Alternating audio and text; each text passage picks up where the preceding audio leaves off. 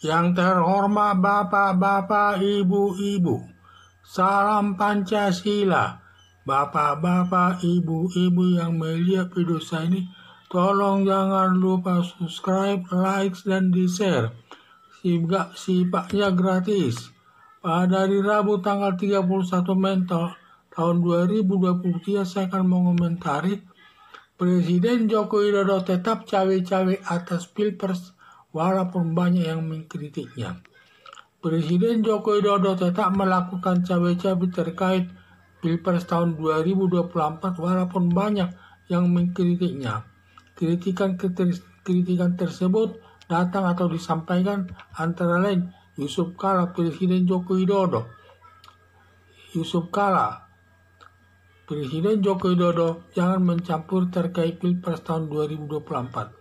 Nanti supaya meniru zaman pemerintahan Megawati dan Susilo Bambang Yudhoyono, sama sekali tidak mencampuri urusan partai politik, mengusung siapa calon presiden yang berprinsip cukup selama menjawab presiden sudah baik, tidak perlu mau dibawa kemana nanti negara Indonesia seperti berganti presiden yang menggantikannya. Apalagi Yusuf Kala pendukung Anies Baswedan sebagai calon presiden.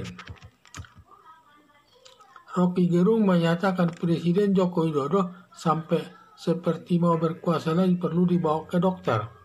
Anies Baswedan yang mengkritik tidak perlu campur tangan mengurusi Pilpres tahun 2024, diserahkan kepada partai politik yang mengusungnya.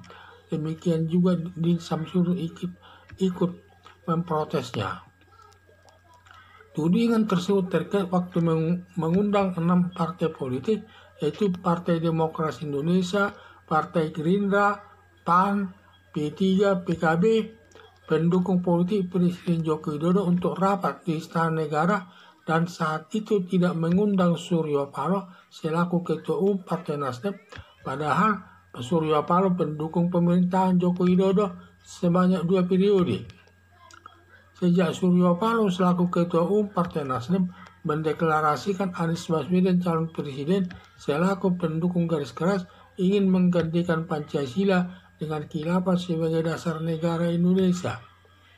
Mulai saat itu Presiden Joko Widodo cawe-cawe ke semua partai politik pendukung Presiden Joko Widodo agar hati-hati mendeklarasikan calon presiden dengan jangan sampai mengusung calon presiden yang berpotensi merusak persatuan negara Indonesia berlandaskan Pancasila sebagai dasar negara Indonesia.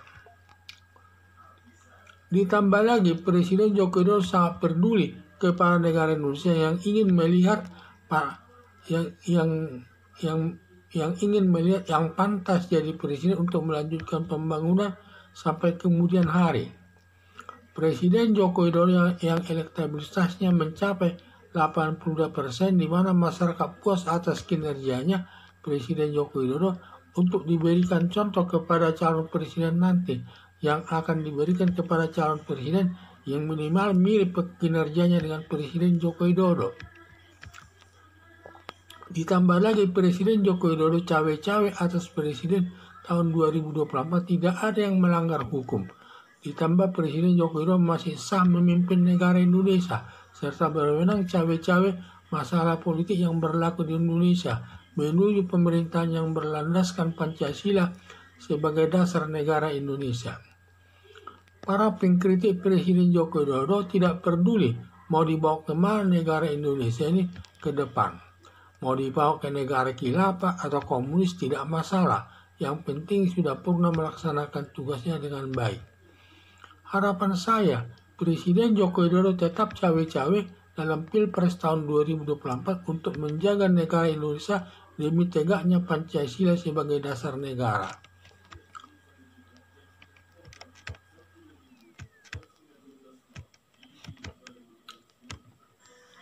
Presiden Joko Widodo tetap melakukan cawe-cawe terkait pemilihan presiden tahun 2024 walaupun banyak yang mengkritiknya. Yang mengkritiknya tersebut datang atau disampaikan antara lain Yusuf Kala, Presiden Joko Widodo.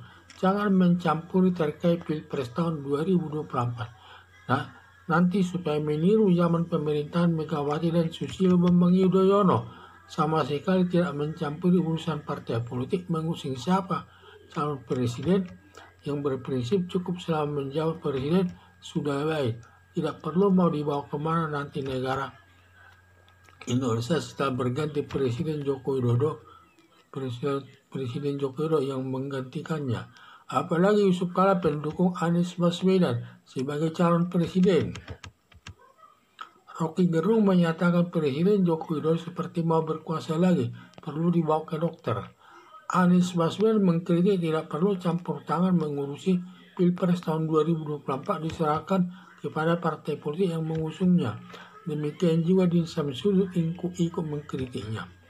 Tudingan tersebut terkait waktu mengundang 6 partai politik, yaitu Partai Demokrasi Indonesia Perjuangan, Partai Gerindra, PAN, P3, PKB, pendukung politik Presiden Joko Widodo untuk rapat di Istana Negara, dan saat itu tidak mengundang Suryo Paloh selaku Ketua Umum Partai Nasdem.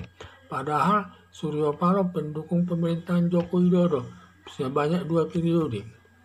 Sejak Suryo Paloh selaku Ketua Umum Partai Nasdem mendeklarasikan Anies Baswedan calon presiden selaku pendukung garis keras ingin menggantikan Pancasila dengan khilafah sebagai dasar negara. Mulai saat itu Presiden Joko Widodo cawe-cawe ke semua partai politik pendukung Presiden Joko Widodo agar hati-hati mendeklarasikan calon presiden, jangan sampai mengusung calon presiden yang berpotensi merusak persatuan negara Indonesia berlandaskan Pancasila sebagai dasar negara Indonesia. Ditambah lagi Presiden Joko Widodo sangat peduli kepada negara Indonesia yang ingin melihat yang pantas jadi presiden untuk melanjutkan pembangunan sampai kemudian hari. Presiden Joko Widodo yang elektabilitasnya mencapai 82%, di mana masyarakat puas atas kinerjanya Presiden Joko Widodo, untuk diberikan contoh kepada calon presiden nanti yang akan diberikan kepada calon presiden yang mirip kinerjanya dengan Presiden Joko Widodo. Ditambah lagi Presiden Joko Widodo cawe-cawe atas Pilpres tahun 2024 tidak ada yang melanggar hukum.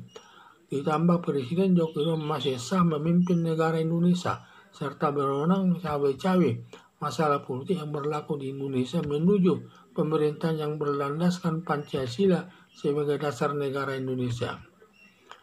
Para pengkritik Presiden Joko Widodo tidak peduli mau dibawa ke mana negara Indonesia ini ke depan. Mau dibawa ke negara khilafah atau jadi negara komunis, tidak masalah. Yang penting sudah pernah melaksanakan tugasnya dengan baik.